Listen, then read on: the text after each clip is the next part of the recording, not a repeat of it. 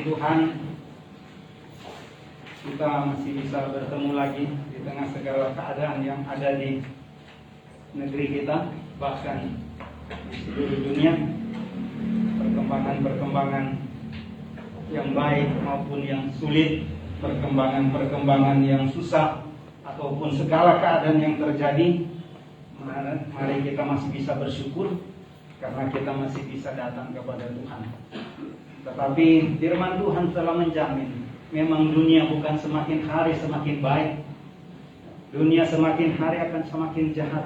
Bahkan peristiwa-peristiwa besar akan terjadi lebih berat dari kondisi yang ada sekarang. Jadi bagi orang Kristen sebenarnya ini untuk selalu ingatkan kita bahwa ada Tuhan yang berkuasa yang mengatur setiap perjalanan hidup manusia.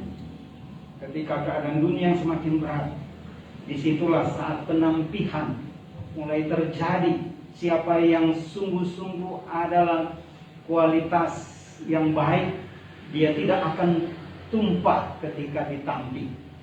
Tapi kalau yang hanya seperti modelnya umpama gandum, seperti gandum tapi kalau dia kosong, dia akan tertampih. Bagi orang Kristen bisa semua menyebut diri Kristen, tapi kalau dia tidak punya kualitas, bisa saja dia tertampih dengan keadaan tekanan-tekanan dunia ini dan bisa mundur daripada Tuhan. Nah, di dalam panggilan Tuhan untuk kita bersyukur kalau hari ini nanti ditabiskan badan pengurus jemaat periode baru. Kita semua tahu ini adalah panggilan Tuhan, kesempatan untuk bisa melayani Tuhan, ya, kesempatan untuk bisa melayani Tuhan. Karena itu kita mau melihat firman Tuhan pagi ini dari Yohanes pasal 13 ayat 1 sampai 20. Yohanes 13 ayat 1 sampai 20, saya akan baca ayat ini. Demikian firman Tuhan. Yesus membasuh kaki murid-muridnya. Sementara itu sebelum hari raya Paskah mulai, Yesus telah tahu bahwa saatnya sudah tiba untuk beralih dari dunia ini kepada Bapa. Sama seperti Ia senantiasa mengasihi murid-muridnya, demikianlah sekarang Ia mengasihi mereka sampai kepada kesudahannya. Mereka sedang makan bersama, dan iblis telah membisikkan rencana dalam hati Yudas Iskariot, anak Simon, untuk mengkhianati dia. Yesus tahu bahwa Bapanya telah menyerahkan segala sesuatu kepadanya dan bahwa Ia datang dari Allah dan kembali kepada Allah. Lalu bangunlah Yesus dan menanggalkan jubahnya. Ia mengambil selai kain lenan dan mengikatkannya pada pinggangnya. Kemudian Ia menuangkan air ke dalam sebuah basi dan mulai membasuh kaki murid-muridnya, lalu menyekanya dengan kain yang terikat pada pinggangnya itu. Maka sampailah Ia kepada Simon Petrus. Kata Petrus kepadanya, "Tuhan, Engkau hendak membasuh kakiku?" Jawab Yesus kepadanya, "Apa yang kuperbuat engkau tidak tahu sekarang, tetapi engkau akan mengertinya kelak." Kata Petrus kepadanya, "Engkau tidak akan membasuh kakiku selama-lamanya." Jawab Yesus, "Jikalau aku tidak membasuh engkau, engkau tidak mendapat bagian dalam aku." Kata Simon Petrus kepadanya, "Tuhan, jangan hanya kakiku saja, tapi juga tangan dan kepalaku." Kata Yesus kepadanya, "Barang siapa telah mandi, ia tidak usah membasuh diri lagi selain membasuh kakinya, karena ia sudah bersih seluruhnya. Juga kamu sudah bersih, hanya tidak semua. Sebab ia tahu siapa yang akan menyerahkan dia. Karena itu ia berkata, tidak semua kamu bersih."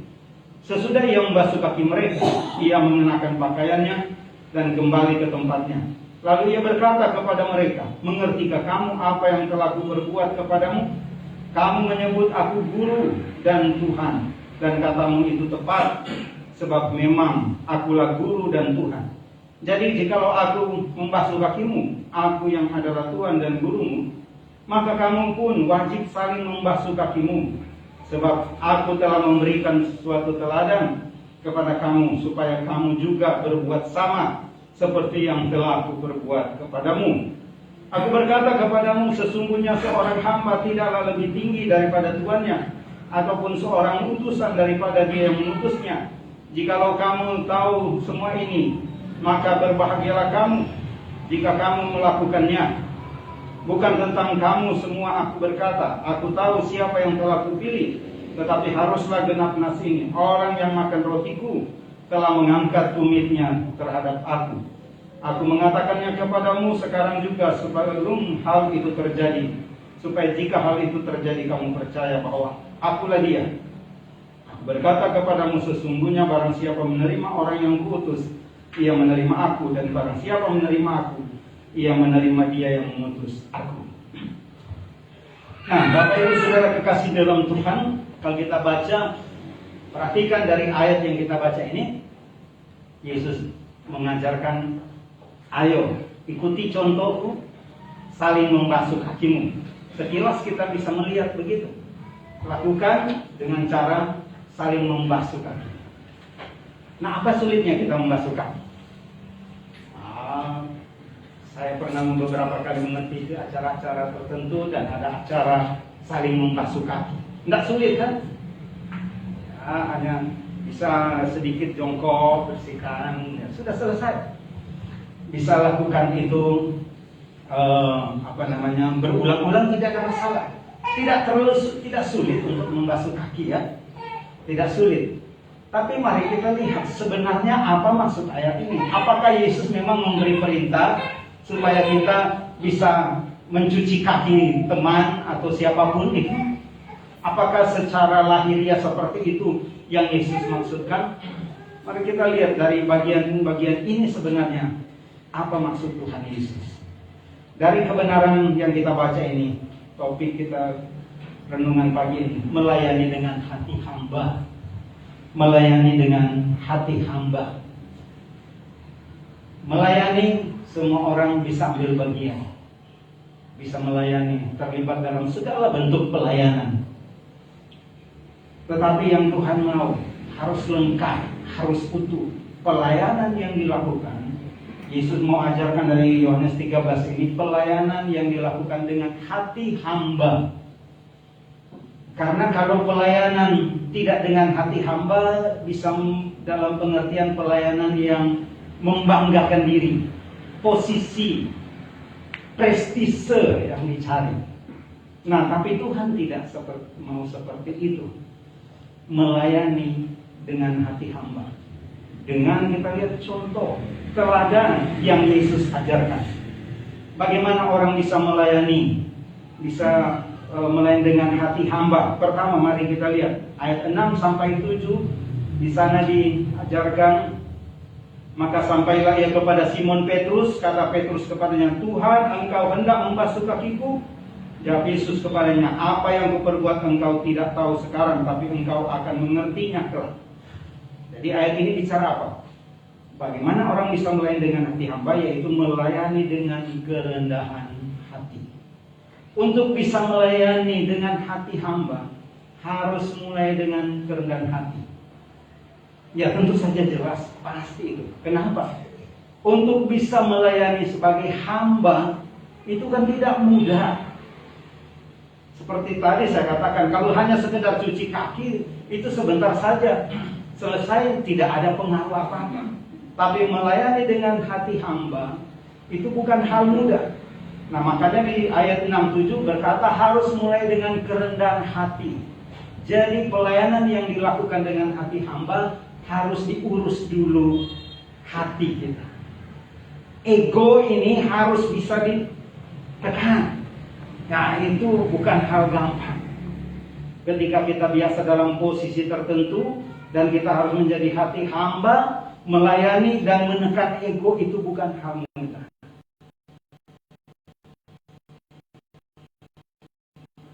Itu harus. Nah, itu yang Petrus berkata, engkau membasuh kakiku di ayat 6. Nah, Petrus bilang, wah Tuhan, cuci kaki saya.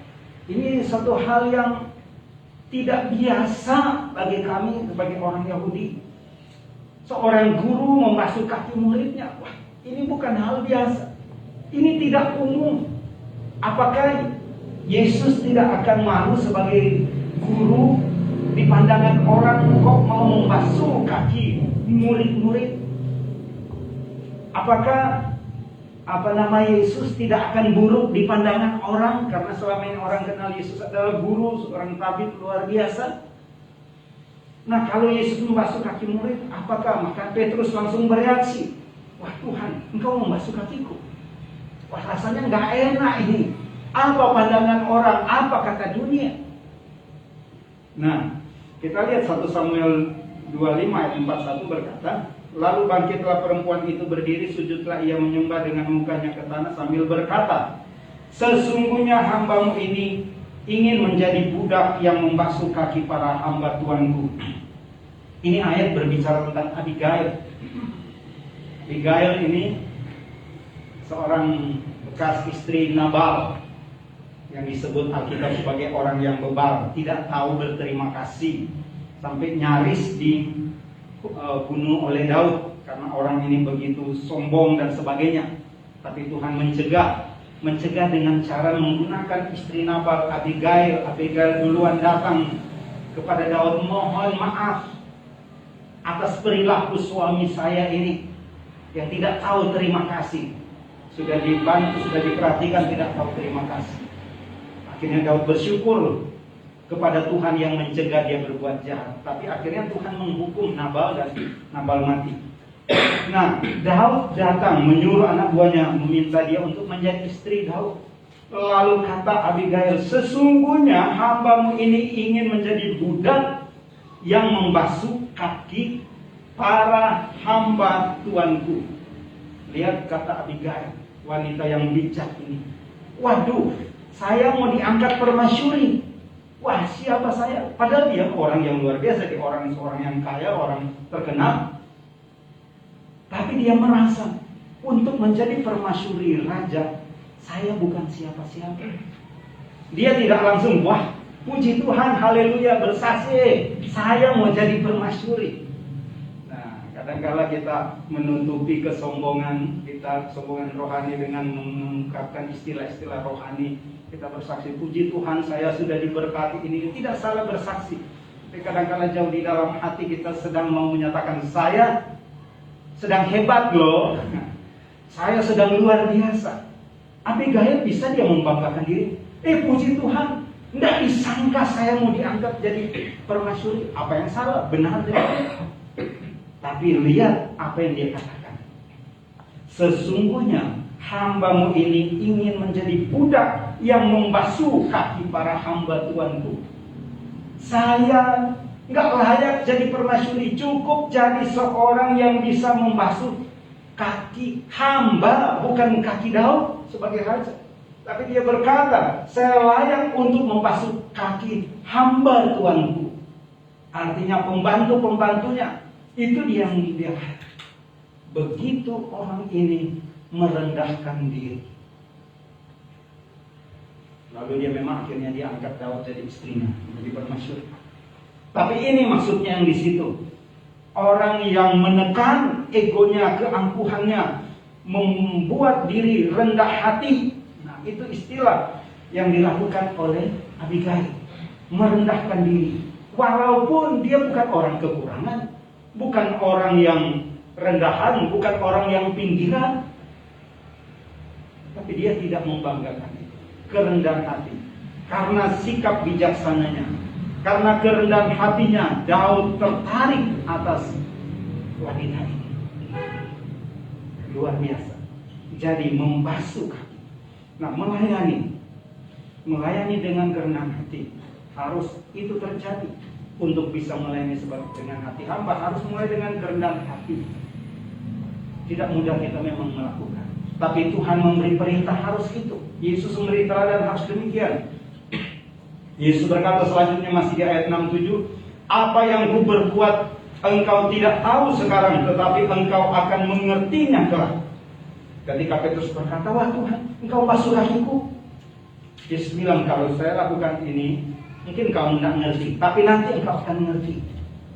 Apa sebenarnya Yesus maksudkan? Yesus sedang menunjukkan simbolisasi bagaimana nantinya dia akan melakukannya secara nyata di kayu salib. Jadi Yesus membasuh kaki murid-murid itu sebagai lambang dia akan melakukan suatu perbuatan yang nyata. Pembasuhan kaki itu hanya simbolis, hanya lambang. Jadi Yesus membasuh kaki murid-murid itu hanya lambang dan bukti nyata, yaitu ketika dia melayani, membuktikan diri sebagai hamba yang menderita, yang dikatakan oleh Yesaya, hamba yang menderita, yang begitu buruk rupanya sampai orang tidak bisa mengenal lagi. Begitu hancur keadaannya, dia terpaku di salib, dia mati menderita. Walaupun dia punya kemampuan untuk bisa lepas dari kematian itu, untuk bisa lepas dari kayu salib, dia mampu untuk melakukannya. Tapi Yesus melakukannya. Kenapa? Dia menunjukkan diri bagaimana melayani dengan hati hamba. Harus mengendalikan diri, hati ini harus ada kerendahan hati. Dengan membuktikan diri seperti itu, Yesus memberi teladan. Ini yang harus dilakukan dalam melayani Tuhan. Atasi hati kita dengan belajar rendah hati.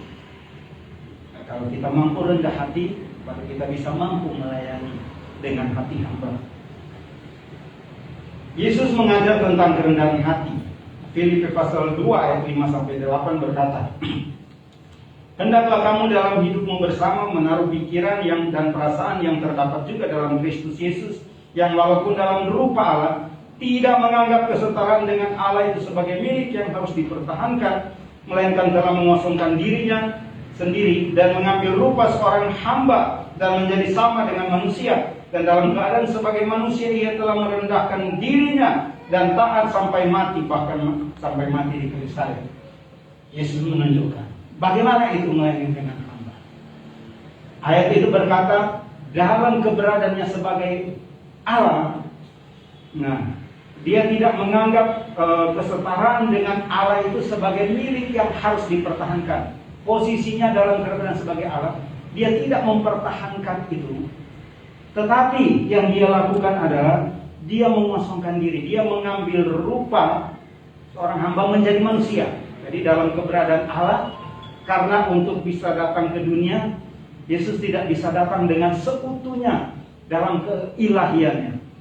Orang menatap dia akan mati. Contohnya waktu Saulus bertemu Tuhan di jalan menuju Damsyik, dia tidak tahan, dia menjadi buta. Karena Yesus hadir dengan kemuliaan. Nah, dalam keadaan sebagai Allah, dia tidak pertahankan itu, tapi dia mengosongkan diri, mengambil rupa jadi hamba, jadi manusia. Nah, tahap ini dia turun. Dalam keadaan sebagai manusia, kemudian apa yang dia lakukan? Dan dalam keadaan sebagai manusia, ia telah merendahkan dirinya. Dia telah merendahkan dirinya, taat sampai mati, bahkan sampai mati di kayu salib. Proses perendahan diri Yesus yang dia lakukan sungguh luar biasa, melewati beberapa tingkat sampai terendah, yaitu mati. Kenapa terendah? Mati. Dia pribadi adalah Tuhan yang kudus, keilahiannya luar biasa, tidak ada Allah lain selain Dia yang kita sembah. Dia penguasa semesta alam. Dia ada sebelum segala sesuatu ada. Dia ada dari dulunya. Dan bahkan tidak ada kata yang menjelaskan untuk dari mana dia ada. Pokoknya dia ada Alfa dan Omega. Dari kekekalan sampai kepada kekekalan. Tidak ada batas waktu untuk menjelaskan keberadaan keilahian Kristus. Tetapi dengan keilahiannya itu dia rela sampai mati. Itu kerendahan yang luar biasa. Bagaimana orang bilang Tuhan bisa mati? Ya memang tidak bisa. Tetapi kerendahan hatinya telah membuktikan untuk menjadi teladan. Harus rendah hati. Yesus sudah melakukan. Siapakah kita sehingga bisa membanggakan diri dan tidak mau merendahkan diri? Yesus melakukan kesekian sampai rendah yang luar biasa. Karena apa? Karena dia mengasihi kita. Nah, selanjutnya mari kita lihat. Yang berikut dari bagian ini menjelaskan. Di dalam membasuh kaki ini sebagai simbol kerendahan hati. Yang kedua, untuk bisa menjadi melayani dengan hati hamba, yaitu hati yang mengampuni. Ayat 8. Yohanes 13 ayat 8, kata Petrus kepadanya, engkau tidak akan membasuh kakiku sampai selama-lamanya. Jawab Yesus, jikalau aku tidak membasuh engkau, engkau tidak mendapat bagian dalam aku. Nah, hati yang mengampuni. Untuk bisa melayani dengan hati hamba, yang kedua harus punya hati yang bisa mengampuni. Pengampunan, ya gampang untuk kita ucapkan. Dan setiap hamba Tuhan harus tiap hari belajar mengampuni. Ingat, hari ini kita bisa mengampuni, tapi belum tentu besok bisa mengampuni. Itu proses yang terus dilakukan hari demi hari, waktu demi waktu. Itu suatu keadaan yang tidak terjadi secara otomatis. Klik, sudah ada program mengampuni di hati saya, dan program ini akan jalan terus. Enggak, dia mengalami proses. Tiap hari, tiap waktu menghadapi tekanan, ujian, hambatan, dan semua proses itu terus mengajar. Bisakah mengampuni? Dan Yesus mengajarkan itu. Engkau tidak membasuh, jawab Yesus, jikalau aku tidak membasuh engkau, engkau tidak mendapat bagian dalam aku. Tidak akan membasuh kakiku, artinya di sini apa? Tidak menerima kematian Yesus. Yesus berkata, kalau engkau tidak aku tidak membasuh kakimu, engkau tidak dibasuh kakimu, engkau tidak menerima, mengakui bahwa Yesus mati untukmu. Itu arti. Harus bisa menerima, harus tahu bahwa Yesus mati untuk kita. Kemudian tidak mendapat bagian dalam Yesus.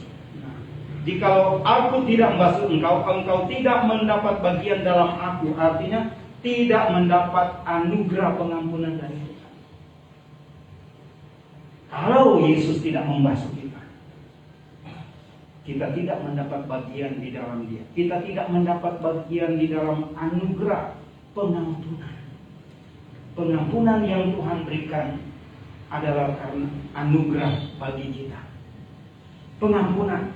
Maka hati melayani dengan hati hamba hanya bisa terjadi kalau ada kemampuan untuk mengampuni.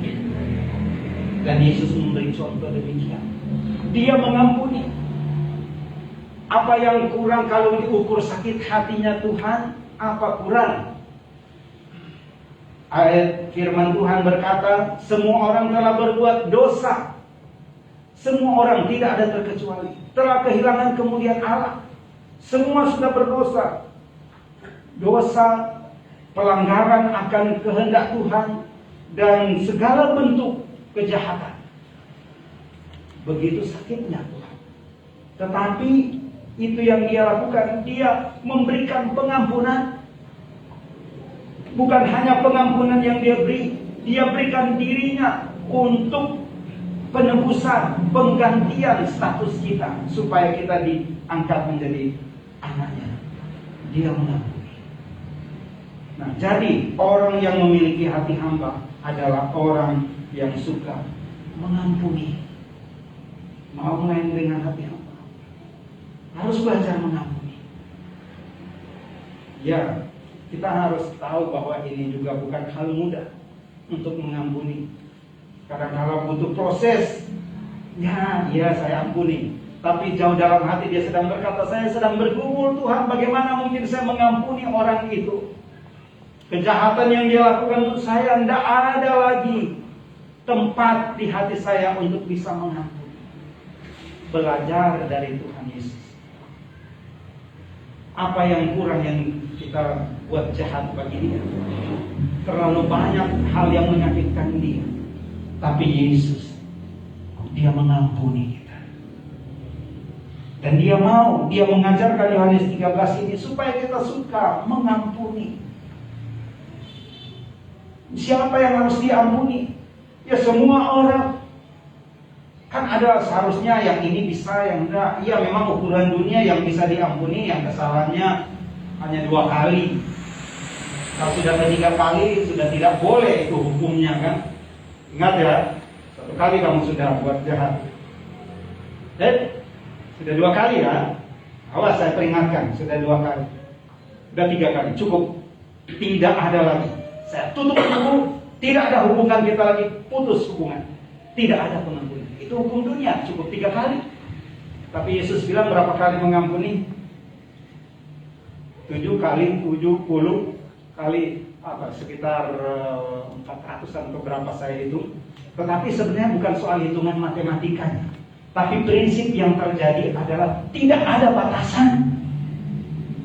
Bagaimana mungkin kita mengampuni orang sampai sekian ratus kali? Secara otomatis itu akan orang yang berbuat jahat itu sudah mati duluan sebelum kita sampai kepada sekian kali pengampunan. Kenapa sudah mati duluan? Jelas hukuman Tuhan akan jadi kepada orang yang sudah diampuni sekian kali tetap berbuat jahat yang sama. Kan ada hakim yang adil kan? Yang tahu untuk berbuat. Hanya tanggung jawab kita yang Tuhan mau. Belajarlah mengampuni. Jangan khawatir, nanti kalau saya ampuni dia buat lagi. Lakukan saja. Dia buat lagi, jangan khawatir, ada hakim yang adil. Tapi kita jangan minta Tuhan menghukum dia. Ketika kejadian kami di Tunggu, ya kita hanya bisa bawa dalam doa. Selalu diingatkan, berilah pengampunan bagi mereka. Soal Tuhan berbuat, jangan kemudian ketika Tuhan berbuat memang ada kejadian, ada 2 yang berangkat. Tapi bukan, oh puji Tuhan, tidak bisa. Kita harus tetap Tuhan mohonkan pengampunan. Yesus mengajarkan kita untuk mengampuni. Berapa kali orang membuat kita sakit hati, Yesus berkata ampuni. Yang ketiga, bersedia mengakui dosa. Ayat 9-10. Kata Simon Petrus kepadanya, Tuhan, jangan hanya kakiku saja, tapi juga tangan dan kepalaku. Kata Yesus kepadanya, barang siapa telah mandi, ia tidak usah membasuh diri lagi, melainkan selain membasuh kakinya, karena ia sudah bersih seluruhnya. Juga kamu sudah bersih, hanya tidak semua. Ketiga, barang siapa telah mandi, artinya orang yang telah menerima keselamatan di dalam Yesus, sudah dibasuh, disucikan oleh darah Kristus, mendapatkan anugerah daripada Tuhan. Nah, kemudian di situ dikatakan selain membasuh kakinya, ini mengandung makna tersendiri, yaitu pengakuan dosa. Ya Tuhan, dikatakan kamu sudah mandi. Kalau seorang sudah mandi tidak perlu lagi, cukup kakinya saja. Ini semacam simbol setiap hari kita harus ada pemberesan. Ada istilah lain menggunakan istilah pernafasan rohani. Orang bernafaskan, mengeluarkan nafas, itu mengeluarkan lambang, mengeluarkan udara kotor. Menghirup nafas, lambang hirup udara bersih. Jadi ada sirkulasi pernafasan dalam hidup kita. Nah, itu seperti itu dilambangkan. Setiap hari kita terus ada melakukan pernafasan rohani, ada pemberesan, ada pengakuan. Setiap hari kita ingat yang dilakukan Ayub. Setiap hari dia datang kepada Tuhan, berdoa, memohonkan kemurahan Tuhan. Mungkin anak-anak saya sudah berdosa, mungkin ini sudah berdosa. Dia datang kepada Tuhan, pemberesan setiap waktu. Nah, orang Kristen harus berani mengakui dosa di hadapan Tuhan.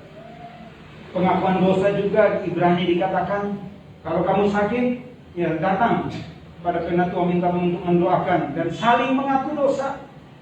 Termasuk cara pemberesan orang yang sakit harus ada pemberesan. Mungkin ada dosa yang dilakukan sehingga Tuhan izinkan sesuatu terjadi. Harus ada pemberesan, pengakuan dosa.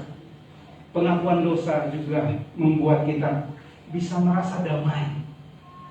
Kalau sampah yang terus ditimbun, lama-lama dia semakin busuk, tidak nyaman. Tapi kalau itu dibereskan, kita akan lebih nyaman, lebih lega. Ruangan walaupun di keramik bagus-bagus, lalu ada tumpukan sampah yang berhari-hari, tumpukan mungkin perut ikan dan sebagainya. Walaupun ruangan itu dicat rapi, bau busuk itu tidak nyaman. Jalan satu-satunya, angkat itu, buang itu, bersihkan. Ada dosa apapun kalau kita tidak akui, kita tidak bisa sembunyikan. Itu akan membuat kita tidak nyaman, kita gelisah, kita tidak, yang jelas tidak nyaman. Jangan yang terbaik, bereskan itu di hadapan Tuhan. Tuhan, Engkau tahu saya telah berbuat dosa ini, ampuni saya. Loh, kan Tuhan itu maha tahu. Ya, dia tahu sih saya sudah berdosa. Benar. Tapi Tuhan selalu mengajar kita adalah hubungan. Kita tidak perlu cerita, Tuhan tahu persoalan kita. Tapi Dia mau kita bercerita karena makanya Dia kita panggil Bapa. Itu berbicara hubungan. Ada komunikasi, ada kekali intim dengan Tuhan. Jadi pengakuan dosa harus kita lakukan. Dan yang terakhir, yang keempat, rela melakukan pelayanan yang hina. Yesus memberi teladan ayat 13-16. Kamu menyebut aku guru dan Tuhan, dan katamu itu tepat, sebab memang akulah guru dan Tuhan. Jadi jikalau aku membasuh kakimu, aku yang adalah guru dan Tuhan dan gurumu, maka kamu pun wajib saling membasuh kakimu. Sebab aku telah memberikan satu teladan kepada kamu, supaya kamu juga berbuat sama seperti yang telah kuperbuat kepadamu. Aku berkata kepadamu, sesungguhnya seorang hamba tidaklah lebih tinggi daripada tuannya, ataupun seorang utusan daripada dia yang mengutusnya. Ya, jikalau aku membasuh kakimu, aku yang adalah Tuhan dan gurumu, maka kamu pun wajib saling membasuh kakimu. Yesus berkata demikian. Ini adalah keteladanan Yesus yang wajib diikuti, yaitu rela melakukan pelayanan yang hina. Hegelberg, seorang hamba Tuhan penulis, dalam tafsiran kitab Sabda dia berkata begini: jika tidak ada pelayanan yang terlalu hina bagi Tuhan kita, maka sombonglah kita jika kita tidak rela melakukan segala pelayanan yang hina.